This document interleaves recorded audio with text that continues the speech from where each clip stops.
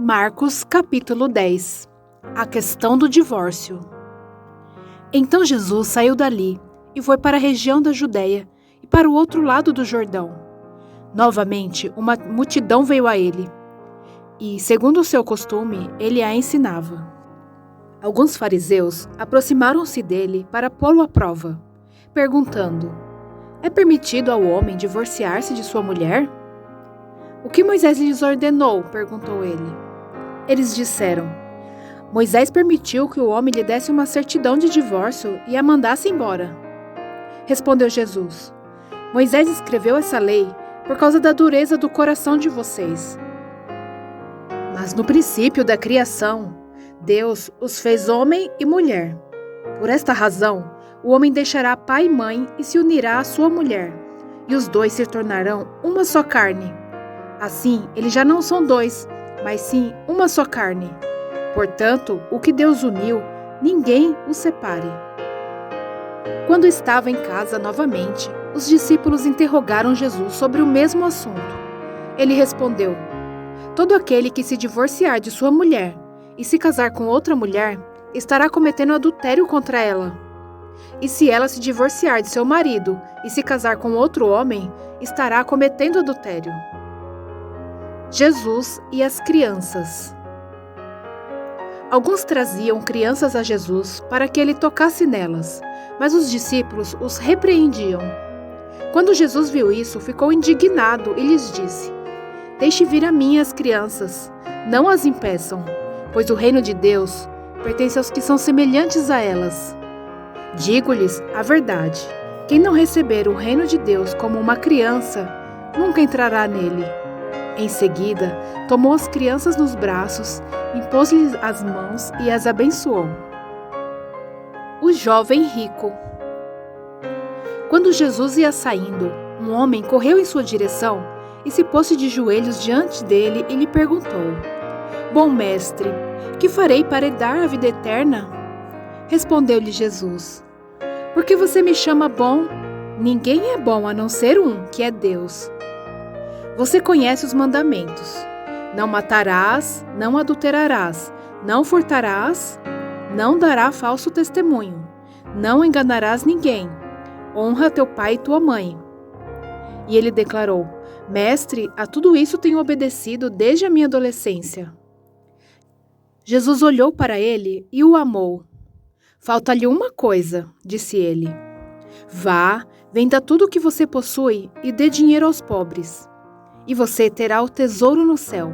Depois venha e siga-me. Diante disso, ele ficou abatido e afastou-se triste, porque tinha muitas riquezas.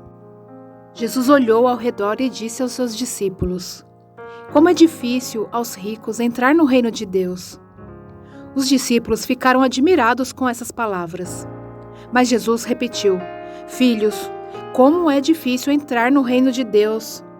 É mais fácil passar um camelo pelo fundo de uma agulha do que um rico entrar no reino de Deus.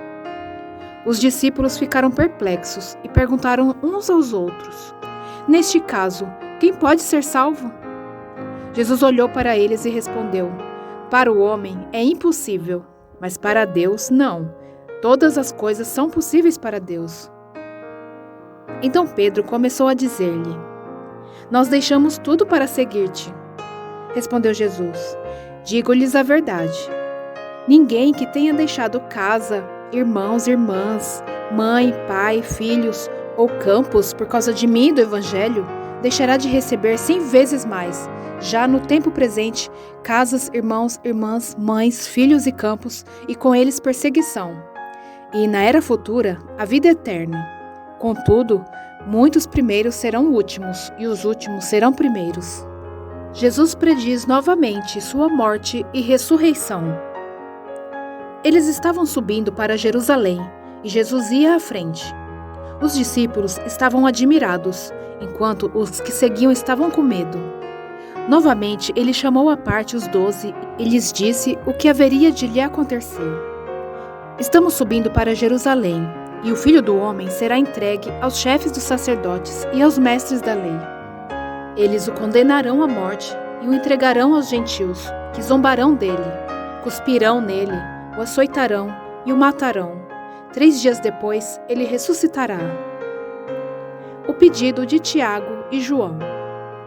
Nisso, Tiago e João, filhos de Zebedeu, aproximaram-se dele e disseram: Mestre, queremos que nos faça o que vamos te pedir. O que vocês querem que eu lhes faça? Perguntou ele. Eles responderam: Permite que na tua glória nos assentemos um à tua direita e outro à tua esquerda. Disse-lhe Jesus: Vocês não sabem o que estão pedindo.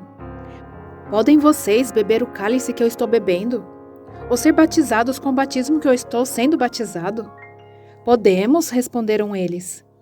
Jesus lhes disse: Vocês beberão o cálice que eu estou bebendo, e serão batizados com o batismo que eu estou sendo batizado. Mas o assentar-se à minha direita ou à minha esquerda não cabe a mim conceder. Esses lugares pertencem àqueles para quem foram preparados. Quando os outros 10 ouviram essas coisas, ficaram indignados com Tiago e João.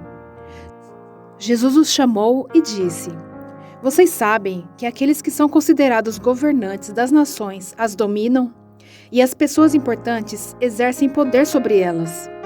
Não será assim entre vocês. Ao contrário, quem quiser tornar-se importante entre vocês deverá ser servo. E quem quiser ser o primeiro deverá ser escravo de todos.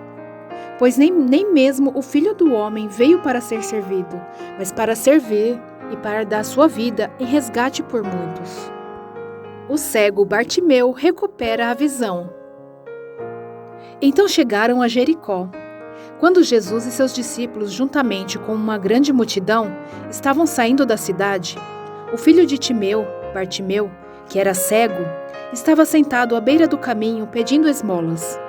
Quando ouviu que era Jesus de Nazaré, começou a gritar: Jesus, filho de Davi, tem misericórdia de mim? Muitos o repreendiam para que ficasse quieto, mas ele gritava ainda mais: Filho de Davi, tem misericórdia de mim? Jesus parou e disse: Chamem-no. E chamaram o cego. Ânimo, levante-se. Ele o está chamando. Lançando a sua capa para o lado, deu um salto e pôs-se em pé e dirigiu-se a Jesus. O que você quer que eu lhe faça? Perguntou-lhe Jesus. O cego respondeu: Mestre, eu quero ver. Vá, disse Jesus. A sua fé o curou. Imediatamente ele recuperou a visão e seguiu Jesus pelo caminho.